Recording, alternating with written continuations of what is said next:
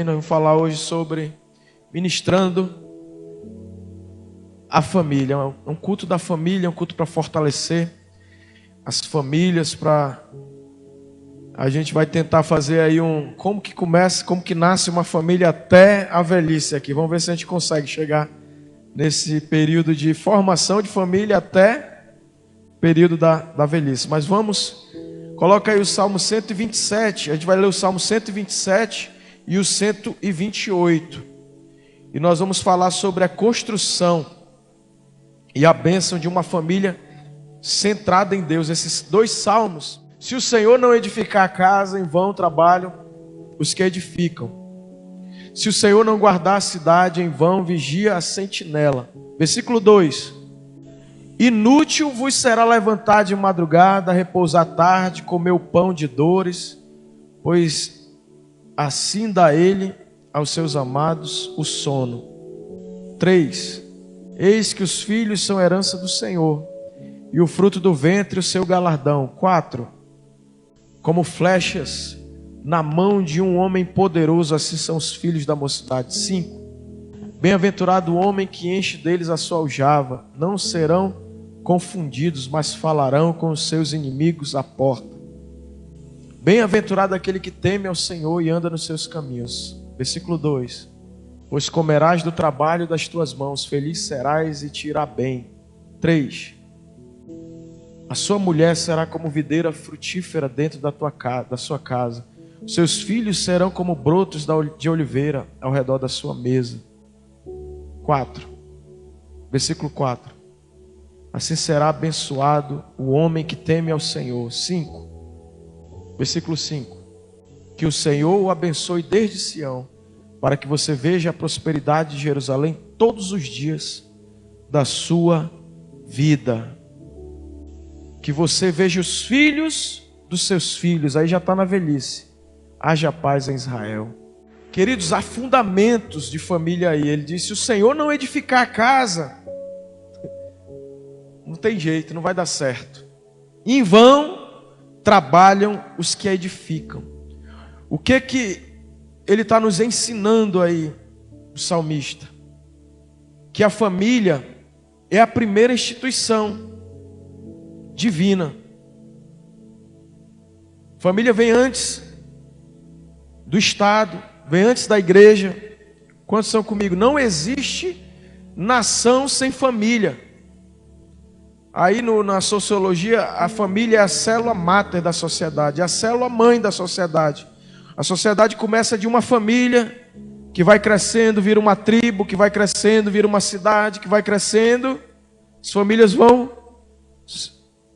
procriando, e a família, ela tem um fundamento que só funciona. Pode a sociedade querer editar aí outras configurações familiares. Uma vez eu até me manifestei juridicamente, pode ter aí várias versões familiares. O direito não está fundamentado na Bíblia, mas a Bíblia fundamentou a questão que é inegociável. Se não há um casamento hétero, um homem e uma mulher como Deus criou, não existe sociedade, se extingue. Vai acabar uma relação sem essa configuração. Nesse primeiro momento a gente entende isso. Se o Senhor não edificar a casa, pode ser o conceito jurídico, filosófico, sociológico, mas hoje a gente está falando dos padrões de Deus. Sem família não existe sociedade. Sem família não existe nação. E aí Deus estabeleceu a monogamia. Não foi uma relação de bigamia, de várias mulheres para um homem, ou de vários homens para uma mulher. Não funciona. Pastor, mas aí você vai analisar a Bíblia lá, Abraão teve várias mulheres, Jacó, mas isso não é a vontade preceitual de Deus, daquilo que está no preceito de Deus. Quando Jesus foi questionado, querendo que ele caísse ali numa pegadinha, perguntaram ali, é lícito dar carta de divórcio? E aí eu sempre venho rememorando isso, porque Jesus ele responde com outra pergunta. Vocês não leram o que está escrito? No princípio, no plano original, no preceito de Deus, nos pilares da família, Deus criou homem e mulher, macho e fêmea. Por isso deixará o homem seu pai e a sua mãe, e se unirá à sua mulher, e os dois se tornarão uma só carne, e aquilo que Deus ajuntou, não separe o homem. E está acabado, não tem uma relativização nisso, isso é inquestionável. Se o Senhor não edificar a casa, em vão trabalham os que edificam. Quando eu era jovem, adolescente, eu não era uma pessoa assim, eu já tinha algumas coisas que estavam resolvidas dentro de mim. Eu não fui um cara muito... eu falo às vezes, eu extrapolo meus termos aqui. Eu não era um cara namorador. Eu tinha já mesmo eu fazendo coisas erradas, eu tinha princípios dentro de mim. Eu quero formar uma família. E eu digo isso, que isso está inserido no coração de cada ser humano. Esse sonho de formar uma família. Todos os jovens, nenhum deles nasce querendo, não, eu vou ser uma pessoa que sai pegando todo mundo. Nenhum. E eu me lembro que eu ficava naquela ilusão, poxa, eu quero uma mulher de Deus, eu quero uma pessoa de Deus, e eu vou orar e vai acontecer uma mágica. E Deus vai fazer uma mágica, aparecer aqui uma mulher, e ela vai gostar de mim, e eu vou gostar dela. Mas só que não funciona assim, existe o livre-arbítrio. Amém? Existe a palavra de Deus, existem as orientações bíblicas, mas existe o livre-arbítrio, e Deus respeita o livre-arbítrio. Começando aí já na questão de começar uma família. E aí, eu custei, tem gente que tem essa visão, e essa visão está aí. Eu vou orar e Deus vai me dar uma pessoa. E a pessoa não tem... Eu era muito tímido nessa questão de namoro, eu era muito tímido. Mas na igreja ali, aí eu já era líder e tal. Mas eu custei a me posicionar nisso, porque eu fiquei muito tempo. Deus vai fazer, Deus vai trazer, e Deus vai me dar. E Deus dá a direção. Mas Deus respeita o livre-arbítrio. E aí o que acontece? No momento certo, não existe, irmãos, eu até esqueci, eu ia colocar isso no início. Não existe fórmula mágica para nada na vida. Não existe. Não existe fórmula mágica para um casamento feliz. Não existe fórmula mágica para educação e criação de filhos. Não existe. Cada situação demanda uma certa... Existem linhas gerais, princípios que estão ali, que são inegociáveis. Mas tipo, isso que eu estou falando aqui. Se eu gosto de uma pessoa, eu tenho que ir lá e ver se ela tem alguma abertura, para a gente começar a orar. Isso falando do início de uma família. Como começar no tempo certo, amém? Tem gente que começa muito cedo um relacionamento amoroso. Tem gente que começa já um pouco mais tarde. Mas não existe uma regra. Existe um tempo para cada um. E cada um tem que cuidar de si, amém? E você não pode pegar nada aí hoje, não. Mas o fulano começou assim e vai dar... Tem linhas gerais ali, claro. Você tem que ouvir os seus pais que têm mais experiência, que podem te ajudar nessa decisão. Mas a decisão é pessoal, amém? Você pode procurar líderes cristãos maduros que já tiveram que tomar essa decisão para te ajudar a avaliar, e a decisão é sua, amém? Mas não existe uma regra ali fechada, pá, agora vai ser assim. Tem gente que eu tive essa dificuldade, mas uma coisa é certa, você vai ter que tomar posições e autorresponsabilidade, e debaixo dos padrões de Deus. Chega lá com aquela pessoa, me interessei por você, tem um sentimento que está brotando dentro de mim por você. Eu quero saber se você está aberto para a gente orar, fazer um compromisso e nos autoexaminar, avaliar se a gente consegue conviver para uma relação mais responsável. Que casamento é para a gente adulto, maduro, amém? Casamento é uma coisa muito séria. E aí vai evoluir aquela situação. Mas dentro dos padrões de Deus, se o Senhor não edificar a casa, em vão trabalhar. Aí, se o Senhor não edificar a casa, então eu tenho que fazer nada. Não. E aí você vai avaliar. Não vai logo beijando, se pegando, fazendo sexo. Não vai, que vai queimar a etapa. E tem gente que vai lá, começa tudo certinho e o casamento dá certinho. Tem gente que começa certinho, o casamento acaba. Tem gente que começa errado e o casamento dá certo. Tem gente que começa errado e dá tudo errado, nada dá certo.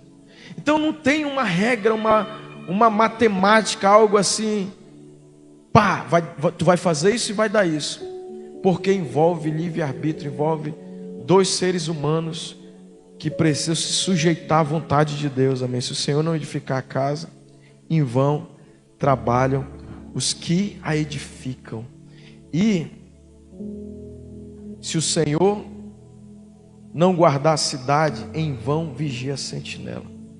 A fundação da família deve ser o Senhor. Eu gostei de você. Vamos orar. Pai, nós queremos evoluir para uma relação de compromisso de noivado, depois casamento. Faz aqueles planos. E eu posso me esforçar ao máximo, irmãos. Posso me esforçar, posso trabalhar, tentar. Também é o outro extremo. Agora eu vou atrás de uma pessoa para me casar, para me. Agora eu quero isso tudo e eu vou fazer tudo do meu jeito. Também já não está na dependência de Deus. Quantos estão comigo aqui, queridos? Eu não posso esperar ali tudo de Deus, mas também eu não posso passar na frente de Deus de querer fazer pelo meu esforço próprio. Agora eu vou virar um RH do amor. Vou sair fazendo vários exames aqui, se essa pessoa dá para a gente ficar, né? Num relacionamento. Então, às vezes a gente cai ou Deus vai fazer tudo.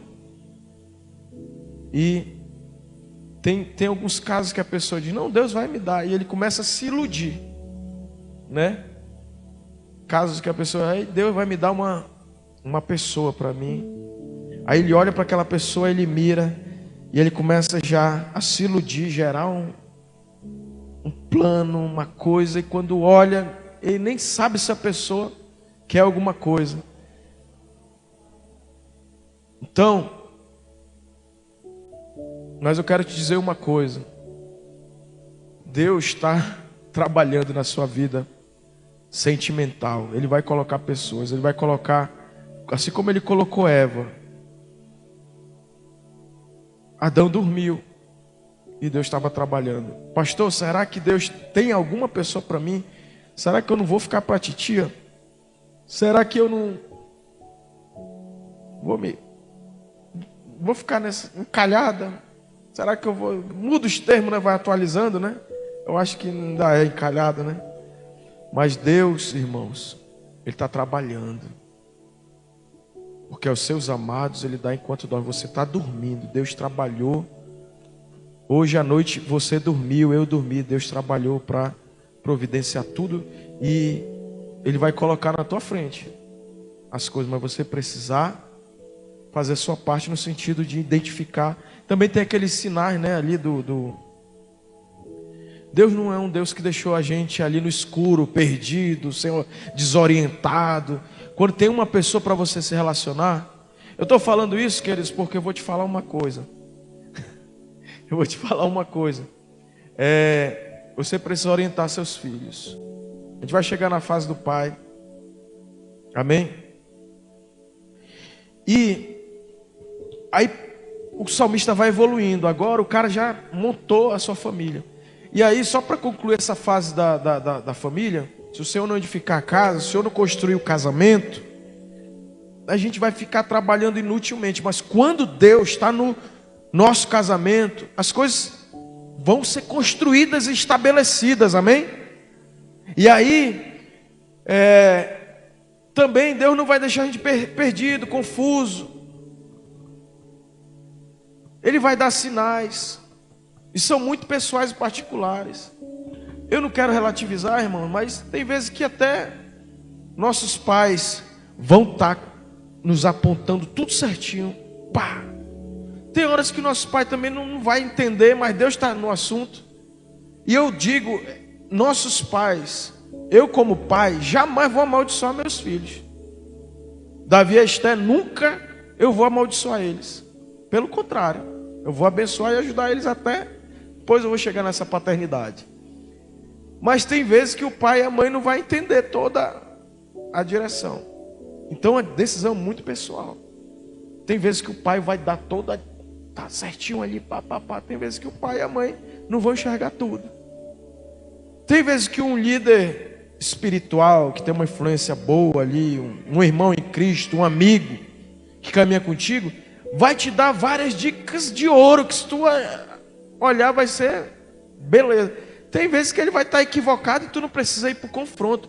Porque eu digo isso, irmãos, casamento é os dois que se casam e que tem que assumir as suas responsabilidades. Amém, meus irmãos?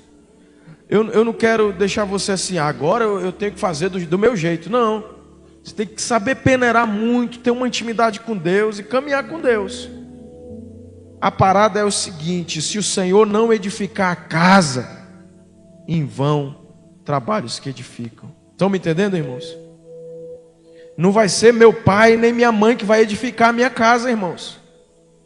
Não vai ser o meu líder ou o meu pastor. Podem me ajudar, mas não vai ser eles que vão edificar a minha casa, vai ser Deus. E a gente gosta de ter muitas moletas. E a gente não gosta de assumir o nosso papel, nossa responsabilidade. A gente sempre quer terceirizar, quer não, eu vou decidir de acordo com o que o fulano está dizendo. E se der errado, a culpa não é só minha. Não, assuma a responsabilidade completa da sua vida. Por isso que casamento é coisa séria, é coisa que tem que ser avaliada, né? Tá bom, queridos? Irmãos, tem gente que está comendo pão de dores. Agora eu já estou falando para casados. Eu vou falar uma história aqui. O cara chegou com a esposa e disse: ó, nós vamos trabalhar 15 anos para a gente construir riqueza e a gente ter uma vida familiar abençoada. Eles começaram a trabalhar, acordava de madrugada, dormia tarde, trabalhava. 15 anos se passaram. Eles estavam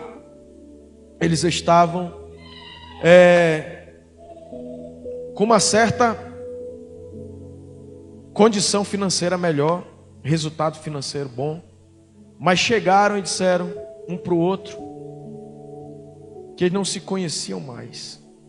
Focaram tanto, pão de dores, trabalharam tanto, que se divorciaram por causa do trabalho. Já não se conheciam mais, já não se entendiam mais, já não tinham. E aquele casamento foi rompido. Aí tem gente que dá tanta... Não, casamento não é só questão financeira, amém, queridos? É um fator preponderante, um fator importante.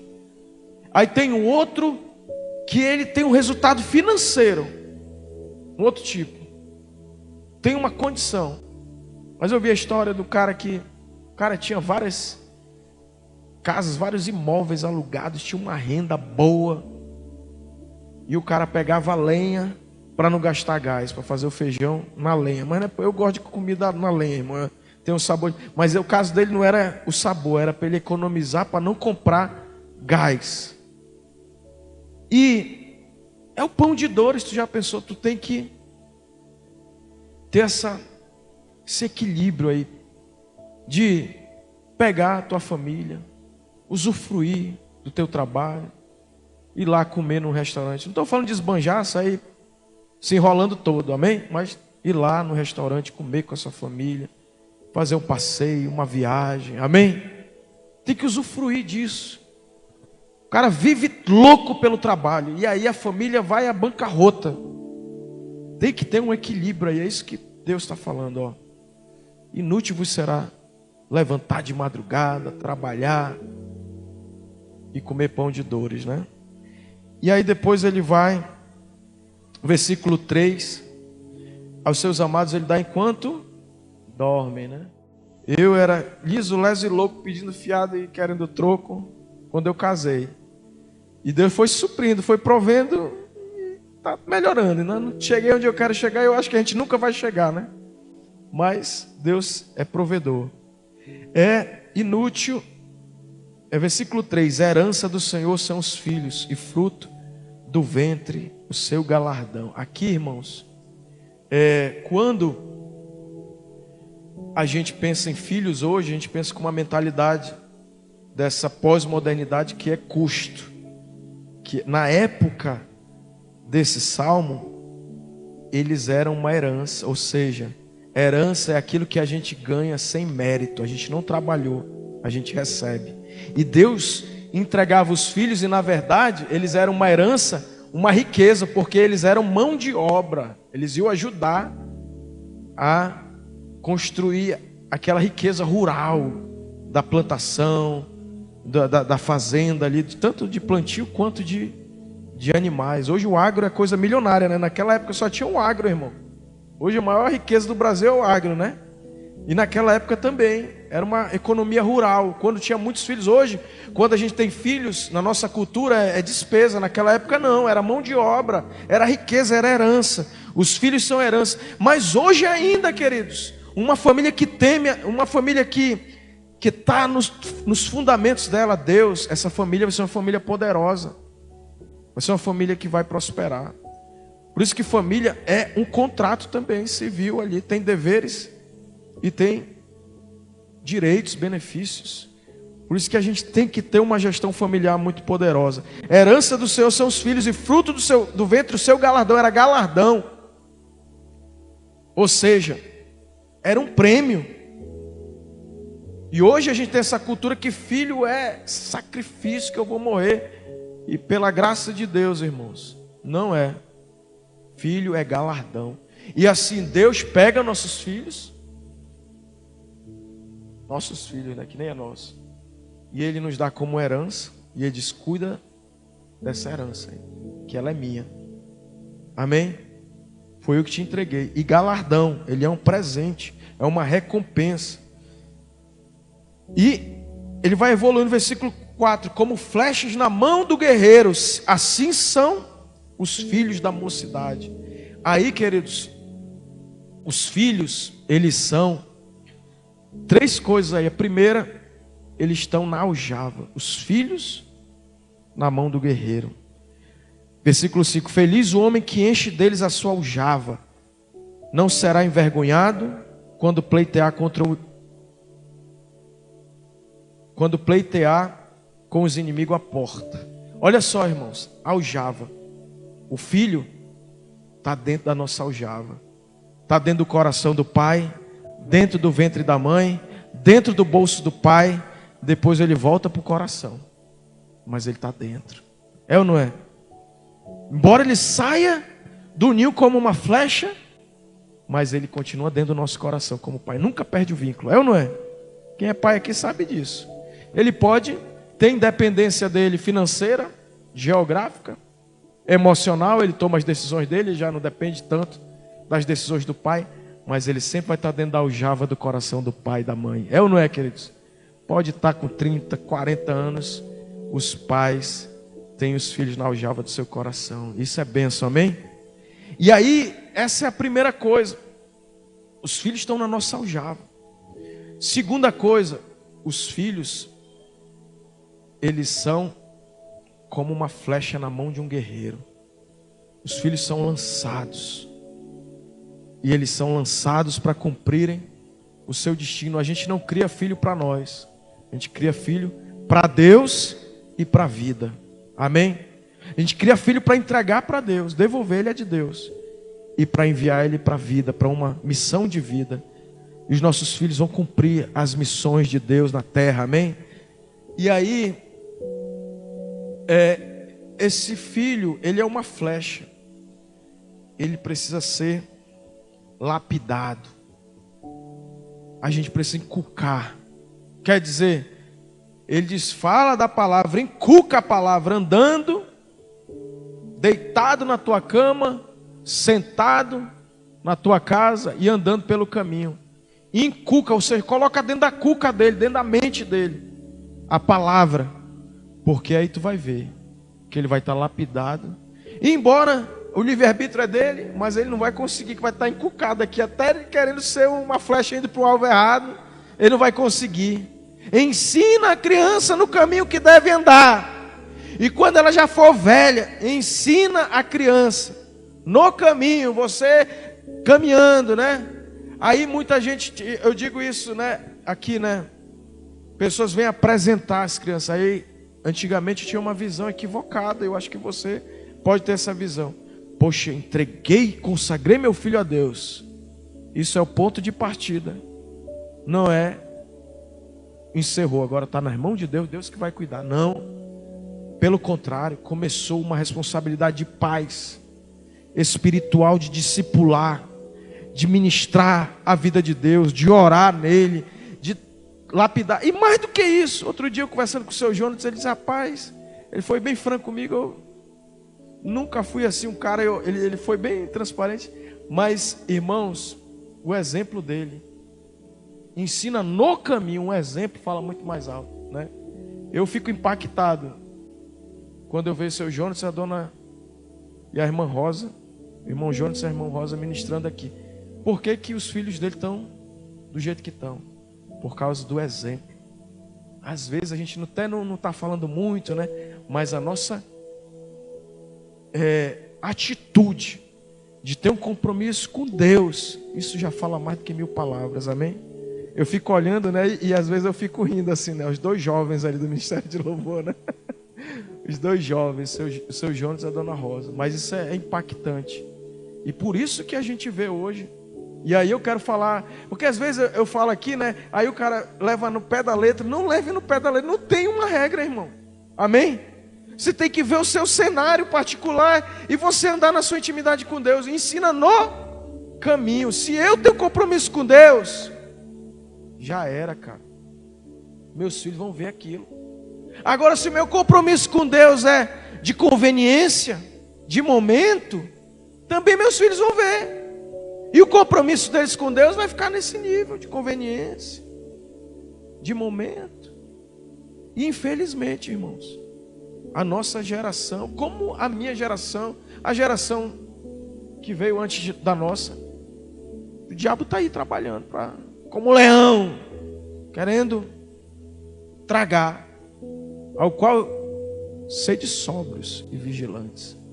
E aí o filho está na aljava do pai, da mãe. Sabe por quê? Porque a gente protege os nossos filhos. Amém? Nós somos guardiões dos nossos filhos. Você é o leão da sua casa. Você tem que guardar eles. E aí é interessante a vida. Você tem que ter, a vida é assim. Os filhos choram para estar com os pais na infância. É ou não é? O pai vai trabalhar. Ai, pai, graças a Deus, meu irmão, a minha vida foi tão focada em Deus e nos meus filhos que eu nunca vi eles chorarem, porque o tempo deles é muito grande. Eu nunca, assim, pode ter alguma falha minha com eles, né? Mas assim, falha de tempo não tem, porque foi tudo intenso. E o Gustavo caminha comigo no carro e a nossa vida é aquela parada, a gente vive assim, entendeu? Junto e misturado. E aí, depois a vida, o pai fica velho. E aí o velho chora pelos filhos, para os filhos estar perto. Mas quando você tem muitos filhos, irmãos, você vai estar protegido. Na infância, você é o guardião dos filhos. Na velhice, os filhos são o guardião do seu pai. Eu vejo a Clícia, a Ellen, né? A gente foi até lá usar a advocacia para tentar forçar uma situação. Mas a gente, como leão, para tentar proteger ali o velhinho Valquimar, que é teimoso que só. Que está precisando de cuidados especiais, né? O cara tá. Mas é isso, a vida, querido. Diga assim, a vida, os filhos, a gente é guardião deles na infância. Na velhice, eles são nossos guardiões. Seja guardião dos seus pais, amém?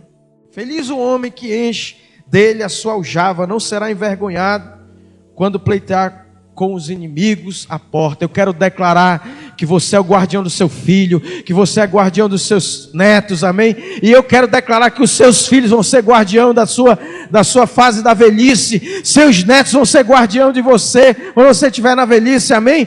Você é uma pessoa que tem proteção, amém? Família é coisa boa, é coisa de... Família é para proteger, para guardar e para amparar, amém? Será que você pode dar um aplauso a Jesus? Tem gente que está dormindo e quando eu grito, aí o cara acorda e aí a gente vai. Mas olha só, irmãos, agora evoluiu. Salmo 128. Deixa eu só pontuar aqui o tema desse Salmo 127, é muito maravilhoso. Segurança, prosperidade e fecundidade. Segurança, uma família em Deus. Prosperidade, Deus vai dar, querido. Enquanto o pouco resultado que eu tenho a convicção plena que é a mão bondosa de Deus e a sua vida de resultados ali, eu falando agora a nível familiar, material, dessa prosperidade, que não é só grana, amém? Felicidade. Tem gente que está milionário hoje, está querendo dar tiro na cabeça, irmão, querendo se suicidar, está no Setembro Amarelo. Tem gente que está rico, mas ele daria toda a riqueza dele para ter o sono que você tem, que ele não consegue dormir, ele toma remédio tarja preta, 2, que já um não resolve. Tem gente que daria todas as propriedades que ele tem para ele ter um pouquinho de paz, que ele vive com pânico, vive, vou perder, vou agonhar, que ele vive ataque cardíaco, ele vive. Hoje deu uma dor no meu peito, meu Deus do céu, mano, de manhã, de tarde, eu cheguei lá no GC, rapaz, uma dor no meu peito, eu não tenho dor, quando tem uma dor eu já fico, eu não tenho dor. E eu quero declarar que você é próspero, amém, fecundo, e ele diz aqui, ó, e fecundo, segurança, prosperidade, fecundidade, vem só de Deus. Esse é o título da revista atualizada. Agora vamos para o Salmo 128. Aquele que teme a Deus, é o título desse salmo. Aquele que teme a Deus será abençoado na sua família. Que tremendo, né? Aquele que teme a Deus. Aí ele vai evoluir, ó. Cântico de romagem, bem-aventurado aquele que teme ao Senhor e anda nos seus caminhos. Agora ele faz um contraponto. Ele diz: do trabalho das tuas mãos comerás, feliz serás, e tudo te irá bem. Lá no início, Deus deu assim uma molezinha para ele: vai que eu vou cuidar de ti no casamento. Vai com medo mesmo, que a gente começa todo cheio de insegurança na nossa vida familiar. É ou não é, queridos? É todo mundo com medo. Pastor, eu estou começando minha vida familiar, meu casamento, eu estou com meu parceiro aqui, minha parceira, essa pessoa que está do meu lado, e a gente está começando cheio de insegurança, normal. Seus amados ele dá enquanto dorme. Agora eles já cresceram, estão casados. E aí Deus diz assim, ó: bem-aventurado é um casamento feliz daqueles que temem ao Senhor e andam nos seus caminhos. Do trabalho de tuas mãos comerás, feliz serás. Aí ele está falando agora, teu trabalho vai ser um trabalho que vai te dar felicidade. Amém? Ou seja, ele está dizendo, tu vai ser uma pessoa temente a Deus, íntegra. Tem um bocado de gente aí, né, que, rapaz, eu vou dar o golpe aqui. Vou fazer. Aí você vê, aquela pessoa, ela consegue um montante ali de dinheiro, né? Mas ela vive com medo, a federal. Agora não é nem o japonês da federal, que até o japonês da federal entrou em BO, né? Não é nem o japonês mais da federal, o caboclo já fica ali, meu Deus, o que eu fiz? E agora? Tu já pensou, o cara conseguiu dinheiro sem integridade, sem trabalho. Vocês estão comigo, irmão, nesse raciocínio? E aí Deus está dizendo, essa família que teme a Deus é uma família que está na integridade, no trabalho. Do trabalho de tuas mãos comerás a dignidade, amém? Ninguém deve favor para ninguém. A gente é abençoado e abençoador, amém? A gente não está querendo nenhum favor de ninguém. A gente tem favor das pessoas, mas a gente não vive naquela dependência, naquela vida de mendicância, né? Vai vir alguém e vai resolver minha vida. Quando a gente é jovem, né? Deus vai fazer alguma coisa, vai vir alguém e eu vou ter uma venda.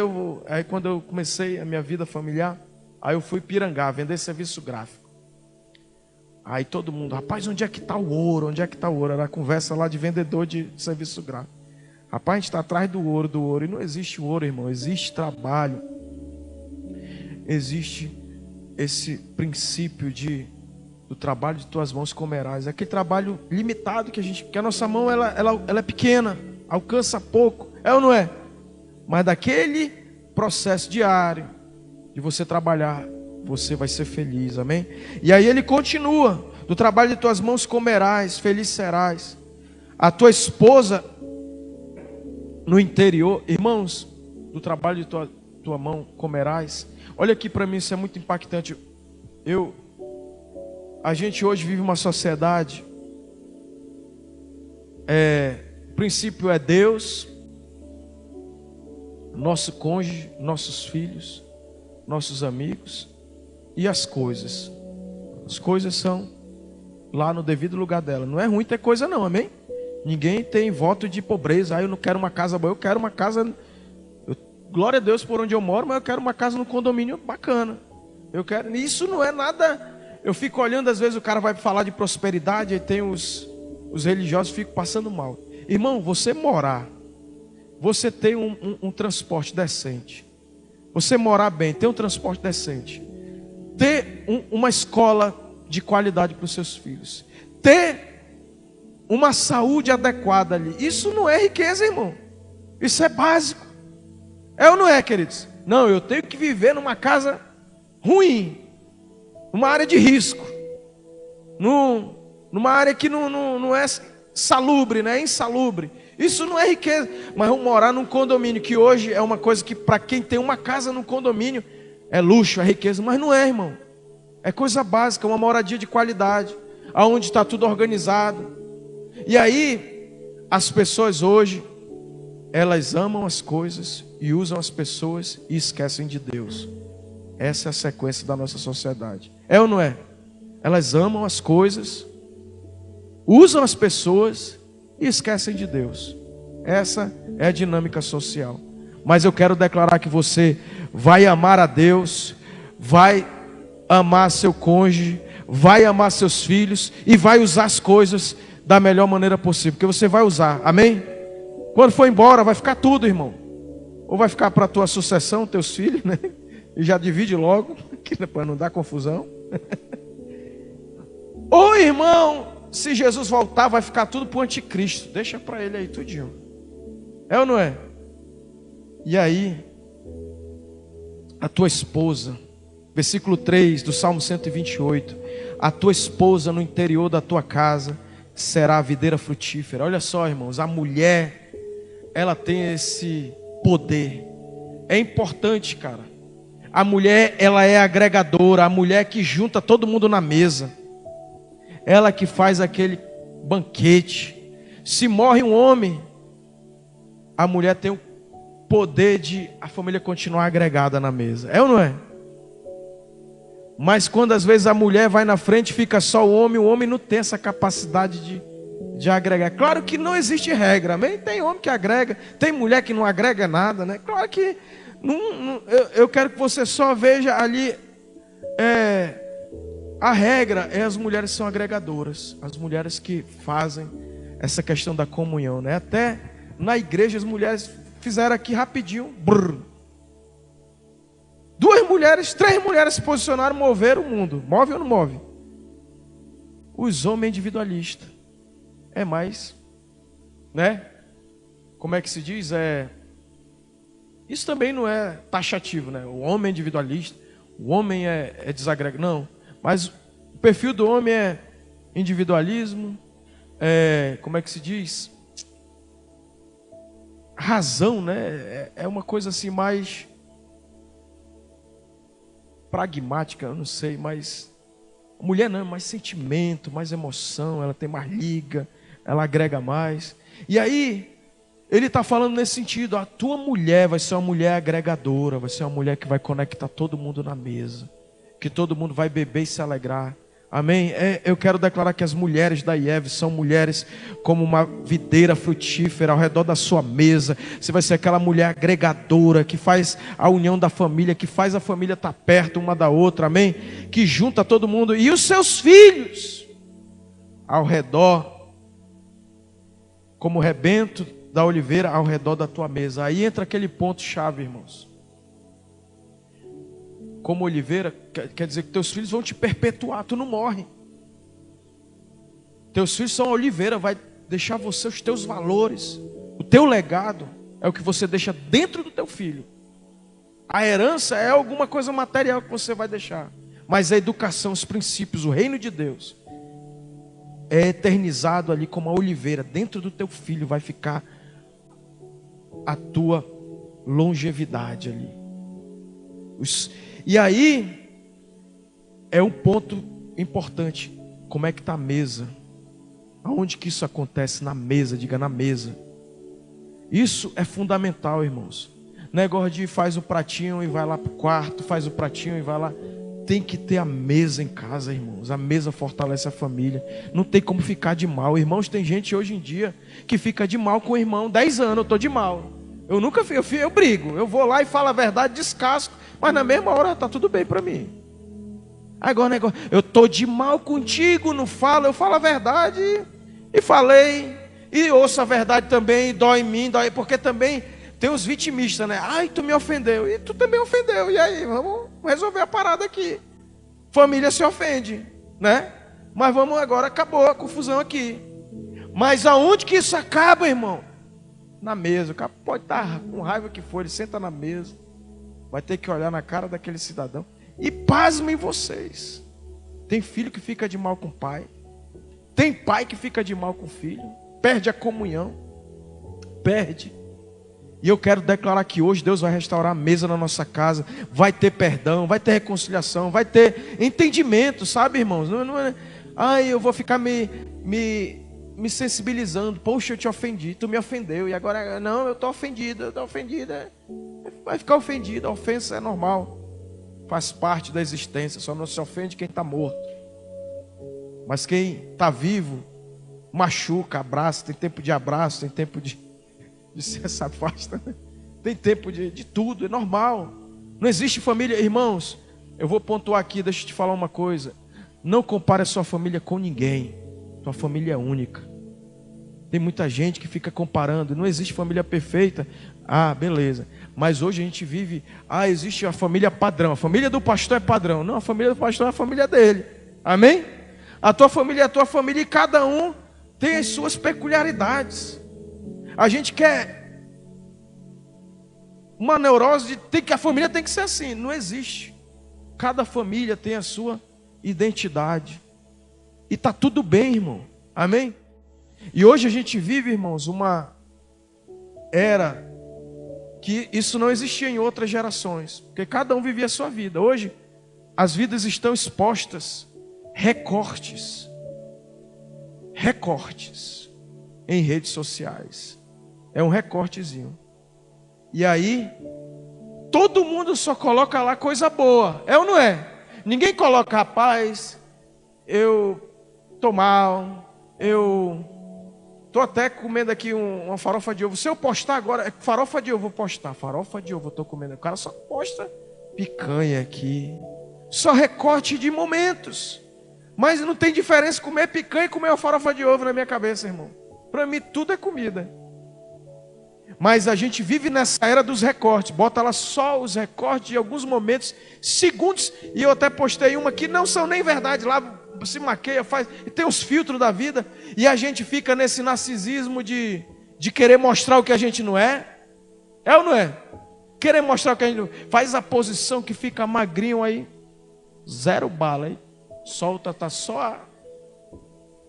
Aí fica todo mundo nessa agonia, nessa neurose, porque, irmão, a tua família é abençoada, amém, do jeito que ela é. Ame a tua família, vive em paz. Ai, minha família, não, meu irmão, não tem família igual não. Viva a bênção da tua família. Deus é um Deus que nos dá coisa boa. Se a tua família É a família que Deus te deu, é a melhor família da terra. Deus não dá coisa ruim para a gente, amém? Será que você pode dar um aplauso ao Senhor? E deixa a família dos outros, é legal também, fica em paz, amém? Fica na bênção também, não vou ficar... se me der vontade eu posto, às vezes eu não tenho nem tempo mais de postar, porque até para postar tu tem que fazer uma miguelagem ali, né? Aí tem hora que eu digo, vou nem postar nada, meu irmão. Eu sou feliz, diga assim, eu sou feliz com a família que eu tenho. Isso é o que interessa. Aí, é uma coisa muito tremenda isso, irmãos. Olha só. Da mesa, diga para o seu irmão, a mesa lá em casa vai ser coisa que ninguém vai tocar. A mesa da... Irmãos, a mesa é tão poderosa que Jesus, ele vai reunir a família de Deus lá no céu, vai ter a Santa Ceia, a ceia do Senhor lá na... Quando Jesus partiu daqui da terra, ele fez o que? A mesa. Quando chegar lá no céu, a boda do Cordeiro vai ter a mesa, um banquete lá, vai comer todo mundo junto. Não é glutonaria não, mas a gente vai comer um cardápio celestial lá que eu acho que ele emagrece, em vez de o cara comer muito. E aí, quando eu li o livro daquela Larry Titus, né?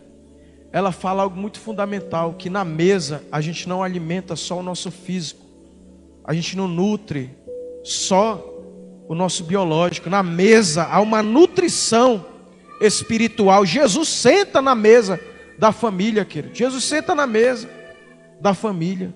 Quando você almoça, quando você janta, pelo menos uma refeição, faça com a sua família. Amém? Café da manhã mesmo, ou um lanche da tarde.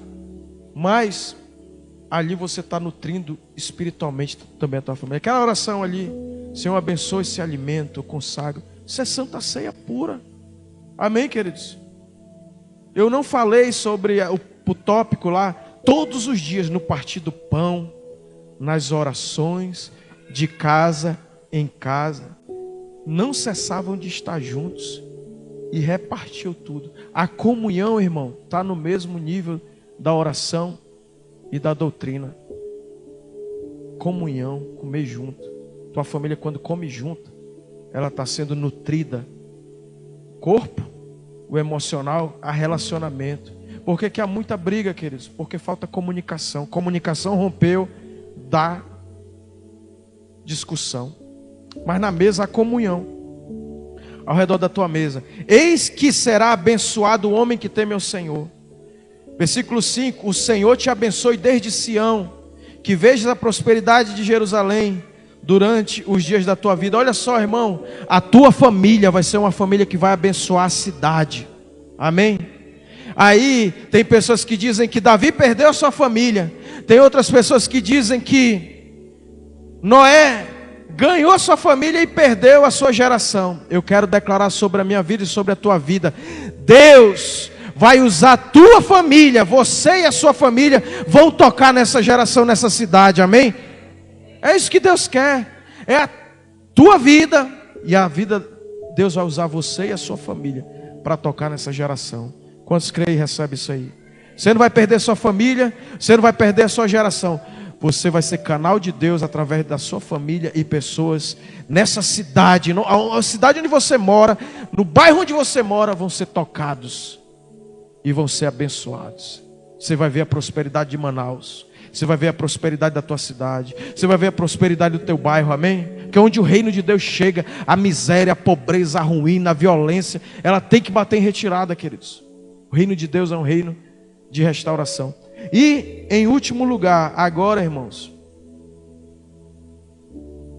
versículo 6: veja os filhos de teus filhos, paz sobre Israel. Eu ainda não cheguei nessa fase, mas você vai ver o filho dos teus filhos, você vai ver seus netos, amém? E diz que o amor de avô é um negócio assim, que eu não sei, né? Eu sei o amor de pai, mas é um amor doce, é uma doçura, é uma coisa. Diz que o pai, diz que o avô é o burro que o filho amansou para o neto montar, né? Essa é a definição. Mas eu já sou um pai meio besta para os meus filhos. Imagina um avô, você é um avô mais abestado ainda, né? E aí, não tem coisa mais preciosa, irmão, do que tu ver a tua geração. Já pensou tu ver teu neto? Tem gente que vê bisneto, né? E aí vamos nos cuidar e pedir a graça e temor a Deus, né? Na nossa vida de santidade, para a gente ver esse... A gente começou lá, se o Senhor não edificar a casa, construção da família, aí veio, a família amadureceu, se desenvolveu, prosperou, agora tu vai ver o filho dos teus filhos. Eu quero declarar que vai ter a bênção. Irmãos, agora uma coisa maravilhosa, agora eu vou falar como neto. Eu tive o prazer de viver com todos os meus avós, tanto paternos quanto maternos. A minha avó Regina, meu avô Antônio, que era brabo, mas era um cara bacana também. O vovô era brabo, né? Chegou de Deus em rir. Mas eu ainda eu tive uma convivência boa, pacífica com meu avô. Mas de vez em quando eu era uma vez ele veio me dar uns coros, aí ele bem velhinho já. Aí ele pegou a vassoura, ele deu-lhe a vassourada, porque ele queria acertar, não queria acertar não. Ele deu-lhe aquela velocidade, aí eu, Matrix. Aí saí correndo, vovô quer me bater. E aí, meu avô da minha mãe, fui pro sítio com ele uma vez, eu lá no sítio, acho que hoje passando ali do Novo Israel, aí Santa Telvina, tinha um sítio ali, muito sítio para ali tinha no Santa Telvina. E andava um ramal, lá vai eu com meu avô pegou malária. Eu acho que eu tinha uns 8 anos, lá vem eu, vovô, com malária. E só eu e ele lá, e tomando ele com malária, Neston e tal, mas uma aventura doida, né? Aí ele, meu filho, amanhã de manhã a gente vai, que eu não tô... Tinha pego malária. Eu vou, pelo amor de Deus. Lá vem ele bem devagarzinho, já idoso, né? Mas foi uma aventura e depois eu fui, não teve... Isso é só o lado ruim, né? Mas o lado bom, igarapé, e botar umas tarrafas lá. Eu não sabia nem botar, mas eu fingia que estava ajudando, né? E tal. Minha avó, que também era braba, a mãe da minha mãe era braba, mas comigo ela era uma doçura. E gostava de pegar, lá o forno era lenha, um fogão a lenha. E acordava 5 horas da manhã. Eu preguiçoso no mundo para acordar cedo. Minha avó, nesse dia, quer ver um menino acordar cedo e dizer que vai fazer alguma aventura aí no sítio, numa floresta, na Cidade Nova. Estava começando a Cidade Nova. E eu acordei 5 horas. Eu, minha avó e o meu tio, que era do exército, botava aquelas gandolas. Para mim aquilo era uma aventura assim, extraordinária. Pegar lenha. Então tudo isso são memórias poderosas que fazem a gente ser pessoas fortes para aguentar os dramas da vida, né? E eu quero declarar que você agora vai ser o avô que vai gerar essas memórias, amém? Você que já está numa certa fase da vida e você que é neto, ainda tem avô, vai lá e curte o teu avô, querido, porque ele vai partir um dia e vai ficar todas essas memórias aí como riquezas dentro de você, amém? Olhe para os anciãos como seres sagrados e divinos, sabe? Que eles são pessoas que nos amam assim, nesse mundo tão mal, tão desleal, tão desconfiado, né? Nossos avós são pessoas que a gente pode confiar, que na verdade eles são anjos de Deus na nossa vida, nossos pais, amém? Família é uma coisa maravilhosa. Pode ter a briga que for, irmão, mas teu pai e tua mãe são as pessoas que são verdadeiramente teus amigos. Amém? Pode ter a briga que for, eles estão lá do teu lado. Para o que der e vier. E você e o teu cônjuge, meu irmão, vocês têm que se unir. Deixa de leseira, de ficar de mal, de ficar com nhenhenhen. Se une, porque na hora do pega pra capar é tu e o teu cônjuge. Tá doente? A gente pode até querer ajudar, mas não dá para mim ir lá na tua casa, eu já tenho meus B.O. É ou não é, irmão? Cada um tem a sua família para cuidar. Não adianta se iludir, irmão, vai vir a família lá, não tem como que ela já tem as broncas dela lá, irmão. Estou falando alguma abobrinha? Estou falando da realidade. E aí, se tu for inteligente, tu te une com o teu cônjuge e vai enfrentar tudo que é coisa da vida. E a tua vida, em nome de Jesus, vai enfrentar poucos desafios. Vai ter crise? Vai, é inevitável, as crises da vida são inevitáveis. Mas quando o teu cônjuge, você, tão bem ajustado, são diminuídas, a gente sofre menos. As crises são diminuídas. A gente gera muita crise pela nossa bobeira, idiotice. Gente, brigar com quem está caminhando com a gente. Já pensou, eu vou brigar com a crise? Toda hora a gente está junto.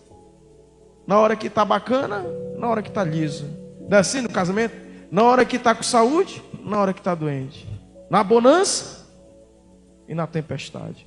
Eu quero dizer que teu parceiro de viagem é Ele. Cola nele que é vocês dois mesmo no fogo e na água. E Deus está com vocês. Vocês vão ser vitoriosos, amém? Pastor, eu estou passando por uma crise que o senhor nem imagina. Pior da minha vida. Você vai vencer. Você vai vencer. Teu casamento é coisa do céu, é coisa de Deus. A terra, os demônios, as imoralidades, os Satanás do inferno não vai destruir tua família. Tua família é bênção de Deus. Amém?